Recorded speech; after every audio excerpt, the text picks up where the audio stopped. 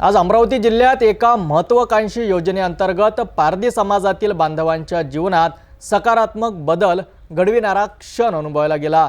पालकमंत्री चंद्रशेखर बावनकुळे यांच्या हस्ते जिल्हाधिकारी कार्यालयाच्या प्रांगणात आदिवासी विकास विभागाच्या पारधी पॅकेज योजनेअंतर्गत बचत गटांना 100% अनुदानावर ट्रॅक्टर आणि ऑटोमॅटिक ऑटोचे वितरण करण्यात आले। या उपक्रमामुळे अनेक कुटुंबांना रोजगाराच्या नवीन संधी मिळणार आहे। अमरावती जिल्ह्यातील पारधी समाजाच्या आर्थिक आणि सामाजिक विकासासाठी शासनाने उचललेले हे महत्त्वपूर्ण पाऊल आहे। आदिवासी विकास विभागाच्या पारधी पॅकेज योजनेतून आज 4 ट्रॅक्टर आणि 6 ऑटोमॅटिक ऑटो बचत गटांना प्रदान करण्यात आले। पालकमंत्री चंद्रशेखर बावनकुळे यांच्या हस्ते या वाहनांच्या चाव्या लाभार्थ्यांना सुपूर्द करण्यात आल्या। जिल्हाधिकारी कार्यालयाच्या परिसरात झालेल्या या वितरण सोहळ्याला अनेक शासकीय अधिकारी आणि लाभार्थी उपस्थित होते। माझं नाव प्रितेशा शिवा पवार, मी नांदगाव खंडेश्वरहून बनकर खेळून आलो आहे। मला या ऑटो मिळालेला आहे।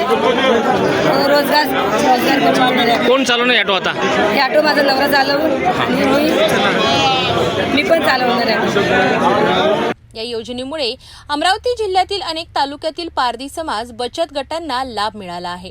ट्रॅक्टरच्या माध्यमातून शेतीमध्ये आधुनिकीकरण करणे शक्य होणार आहे, तर ऑटोमॅटिक ऑटोमुळे वाहतूक आणि इतर व्यवसायांच्या संधी उपलब्ध होणार आहेत। यामुळे या समाजातील बांधवांना केवळ रोजगारच मिळणार नाही, तर त्यांचे जीवनमान देखील उंचावण्यात मदत होणार आहे। अनिल बाबूराव पवार, मुक्काम पोस्ट बोराळा, तालुका चांदूर बाजार, जिल्हा अमरावती। मला आज रोजी एकात्मिक आदिवासी विकास प्रकल्प धारणी अंतर्गत हा ऑटो रिक्षा पूर्णपणे अनुदान तत्वावर मिळालेला आहे।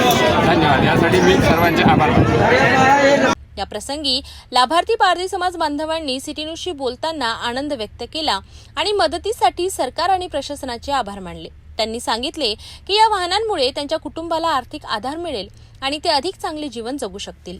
आज आदिवासी विकास विभागाच्या अंतर्गत पारधी समाजाला मोठ्या प्रमाणात बचत गटाला ट्रॅक्टर, पुन्हा ऑटो रिक्षा आणि कॉम्प्युटर झेरॉक्स अशा मशिनीचं वाटप या आदिवासी विकास विभागाअंतर्गत केलं। काही शेडी गटांचं सुद्धा वाटप केलं, पण त्या अनुषंगानं फाशे पारधी समाजाचं पॅकेजच वेगळं झालं पाहिजे अशी सुद्धा मागणी पालकमंत्री महोदयाच्या अध्यक्षतेखाली आज दिली। आम्ही पालकमंत्री महोदयांनी बोललो की हे सकारात्मक आम्ही याच्यावर चर्चा करून पारधी पॅकेज व्यतिरिक्त फाशे पारधी समाजाचा विकास कसा होईल आणि त्यांना 15 कोटी रुपये कसे मिळतील अशासाठी आपण मंत्रालय स्तरावर आणि या GPTCच्या अंतर्गत हा निधीचा जो नियोजनाची बैठक आहे ते आम्ही लावू असे सुद्धा आश्वासन आम्हाला दिले।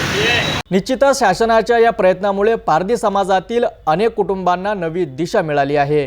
ट्रॅक्टर आणि ऑटोमुळे त्यांच्या जीवनात सकारात्मक बदल घडू शकतात यात शंका नाही। अमरावतीतून आलेले हे सकारात्मक चित्र निश्चितच प्रेरणादायी आहे।